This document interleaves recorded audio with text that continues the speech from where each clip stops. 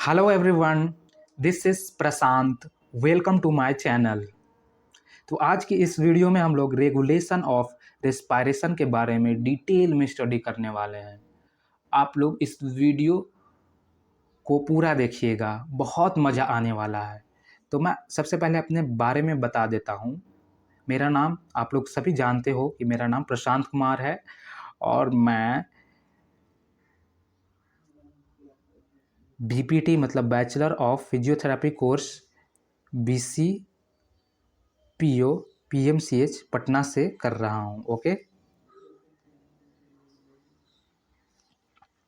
और ये हम लोगों के बैचमेट्स हैं। ओके, और बीपीटी 4.5 साल का कोर्स होता है। तो मैं अभी फर्स्ट ईयर में हूँ, अब कुछ दिन में सेकंड ईयर में जाने वाला हूँ। तो आप लोग देख सकते हैं ये हम लोगों का कॉलेज है और यहाँ पे हम लोग, ये मेरा दोस्त है और मैं ये हूँ। ओके, तो आप लोग मेरे बारे में अच्छे से जान चुके हैं। तो वीडियो को मैं स्टार्ट करता हूँ। कौन सा टॉपिक चल रहा है रेगुलेशन ऑफ रेस्पायरेशन। तो ह्यूमन बींग्स के पास क्या होती है, सिग्निफिकेंट एबिलिटी होती है। ह्यूमन बींग्स के पास सिग्निफिकेंट एबिलिटी होती है कि वो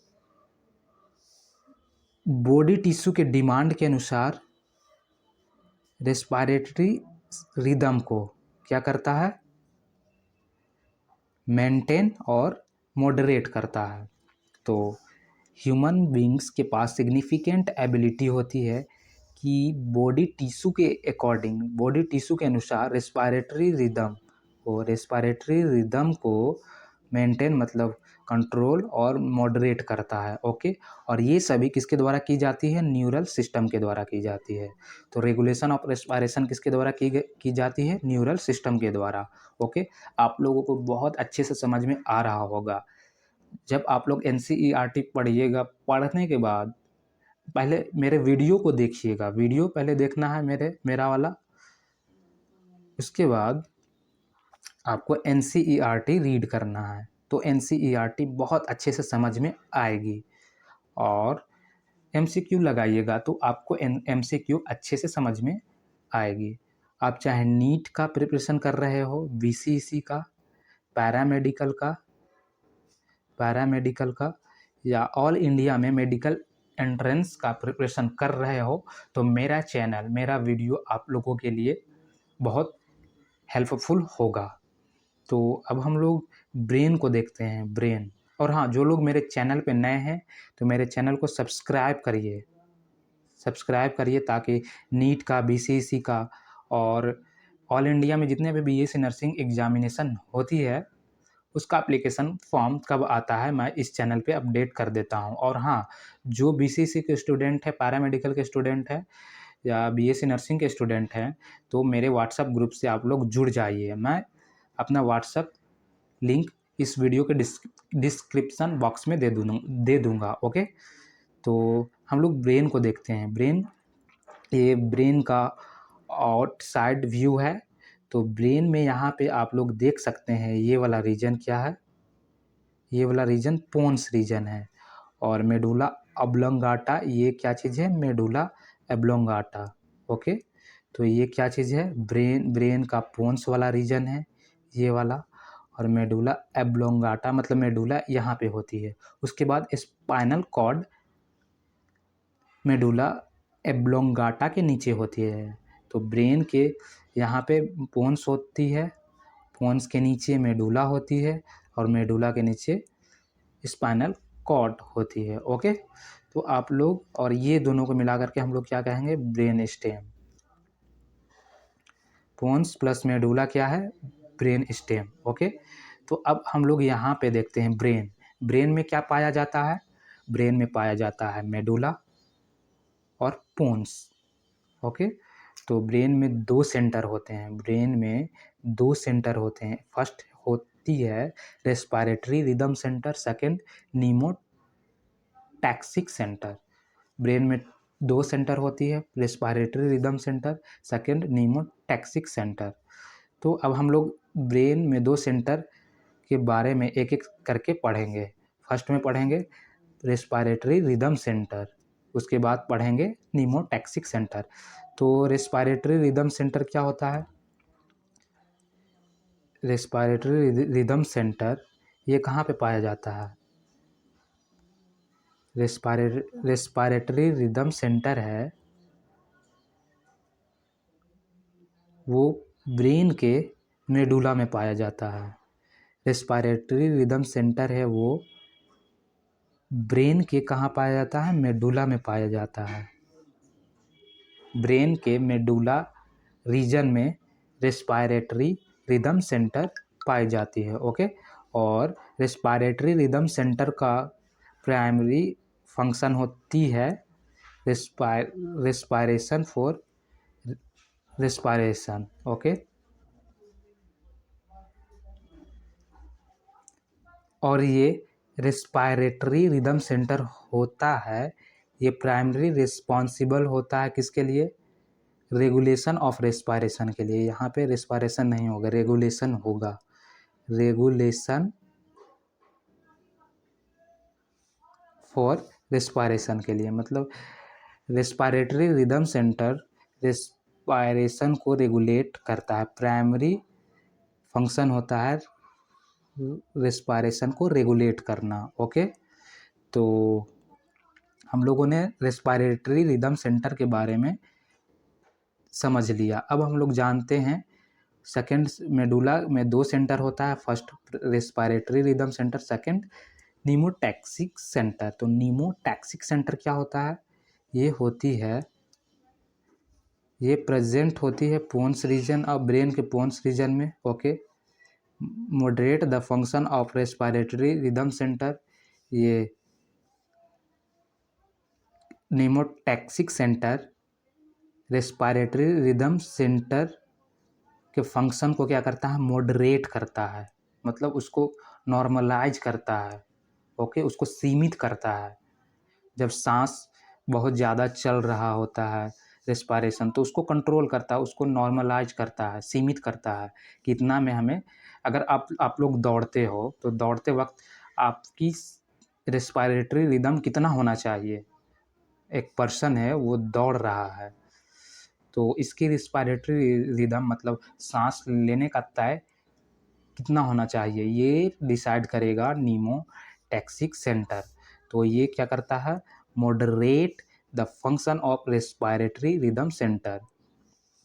ओके, तो यह उसके बाद न्यूरल सिग्नल निमोटैक्सिक सेंटर से जाता है और रिड्यूस ड्यूरेशन ऑफ इंस्पायरेशन। और निमोटैक्सिक सेंटर क्या करता है? न्यूरल सिग्नल के द्वारा इंस्पायरेशन के ड्यूरेशन को कम करता है। ओके, अब निमोटैक्सिक सेंटर है वो रेस्पिरेटरी रेट को आल्टर करता है। ओके, तो आप लोगों ने अच्छे तरीके से समझ चुके हैं। अब कीमो सेंसिटिव एरिया क्या होता है? सबसे पहले आप लोग ये समझिए, कीमो रिसेप्टर क्या है? ये 2 टाइप के होते हैं। फर्स्ट होते हैं पेरिफेरल कीमो रिसेप्टर, सेकेंड हैं सेंट्रल कीमो रिसेप्टर।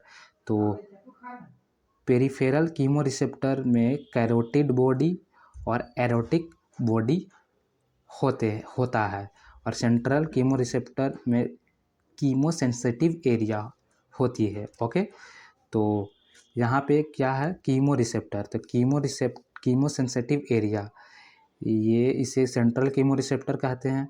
तो यहाँ पे क्या होता है? Situated adjacent to rhythm centre. Chemo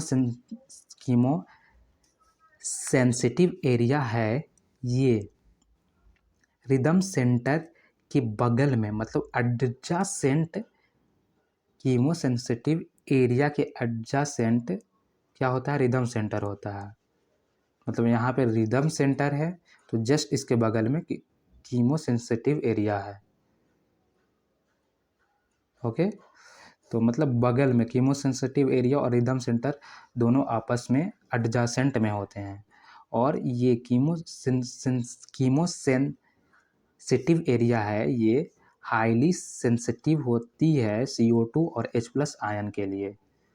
और CO2 और H+ आयन जब इंक्रीज हो जाती है तो ये रिदम सेंटर को एक्टिवेट कर देता है। ओके, आप लोगों को अच्छे तरीके से समझ में आ रही होगी।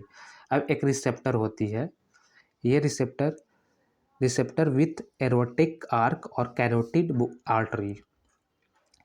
ये कहाँ पाया जाता है? ये रिसेप्टर पेरिफेरल कीमोरिसेप्टर में कैरोटिड बॉडी और एरोटिक बॉडी में ये रिसेप्टर पाया जाता है। पेरिफेरल कीमोरिसेप्टर में ये एरोटिक आर्क और कैरोटिड आर्टरी होती है। तो एक रिसेप्टर में जिसमें एरोटिक आर्क और कैरोटिड आर्टरी होती है, ये क्या करती है? ये CO2 और H+ के चेंज को, मतलब CO2 और H+ के कॉन्सेंट्रेशन के चेंज को पहचानती है और रिदम सेंटर तक सिग्नल को भेजती है फॉर रिमीडियल एक्शन। मतलब रिमीडियल एक्शन का मतलब हुआ कि जो चाहिए उसको करेक्ट करना है। मतलब CO2 बहुत ज़्यादा हो रहा है तो उसको बाहर निकालना है, O2 बहुत कम हो रहा है तो उसको अंदर लेना है।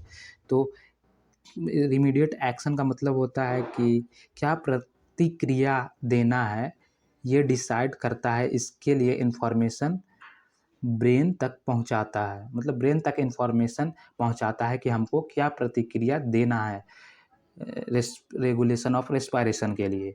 तो रिसेप्टर होती है, एरोटिक आर्क और कैरोटिक आर्टरी के साथ रिसेप्टर होती है। ये रिसेप्टर क्या करता है? CO2 और H+ के चेंज को पहचानती है और रिदम सेंटर तक सिग्नल को सेंड करती है, जिससे ये रिमीडियल एक्शन परफॉर्म कर सके। ओके, अब हमारे ऑक्सीजन है, रेस्पिरेटरी रेगुलेशन ऑफ रेस्पिरेशन में ऑक्सीजन का रोल है वो क्वाइट इनसिग्निफिकेंट होता है। मतलब रेगुलेशन ऑफ रेस्पिरेशन में ऑक्सीजन की कोई ज़रूरत नहीं होती है। तो आप लोगों को मेरा वीडियो से बहुत हेल्पफुल हो रहा है। प्लीज़ कमेंट सेक्शन में बताएं कि मैं क्या सुधार करूं, क्या लाऊं आपके लिए।